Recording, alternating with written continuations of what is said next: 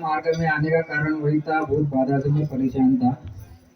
और इस मार्ग में आने में मैं कम से कम मेरे को 7-8 साल हो गया। मैं अभी सुखी हूँ, पर कुछ कारणवश मेरे परेशानी आती है। तो उस दिन वो मेरे यहाँ परेशानी आई थोड़ी सी, मुझे उनका जैसा बीपी बढ़ा। और उनको बीपी बढ़ने के बाद में उनको जैसा उनको गैस और कुछ परेशानी आई थी। मैं दवाखाना लेके गया था लोधी खेड़ा के, वहीं पे उन्होंने दवाई दी, अपन आराम कुछ लगा नहीं। वैसा मैं दूसरे दिन सावनेर लेके गया दवाखाना। वहाँ पे उन्होंने ईसीजी निकालने के लिए बोला। ईसीजी एक निकाला, कुछ समझ में नहीं आया। डॉक्टर के दूसरा निकाला और तीसरा निकाला, तो वो बोले थोड़ा हार्ट में प्रॉब्लम है, बोले इनको नागपुर लेके जाओ बोले। तो ऐसा मैं उनको नागपुर लेके गया और हार्ट के दवाखाने में। वहाँ पर उन्होंने चेक किया, अल्ट्रासाउंड किया और कुछ तो ये मशीन ऐसे नली डालते हैं और यहाँ तक के, तो वो भी किया।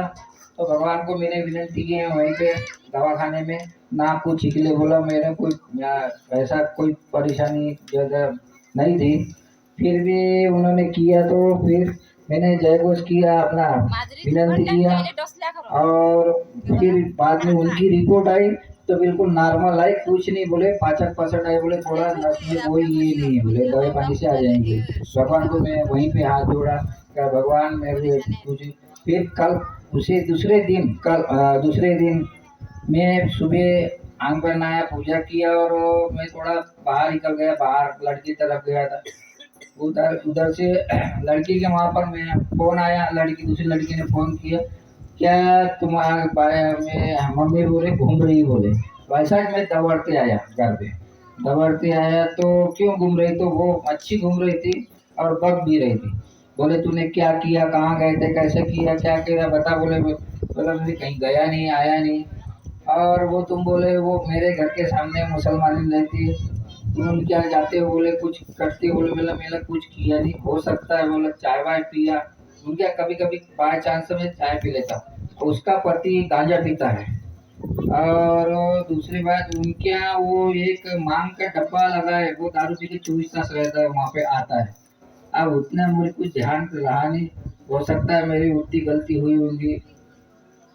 तो इसका गलती हो सकती ध्यान में रहते हैं, पर उसका परिश्रम अपनों को मिल जाता है, तुरंत में दाखला देता है। ये भगवान बाबा हनुमान जी ऐसे शिक्षित है कि बिल्कुल तुरंत में आपको दाखला दे के बता देते कि तुमने गलती कौन सी की। तो इसलिए गलती मत करो।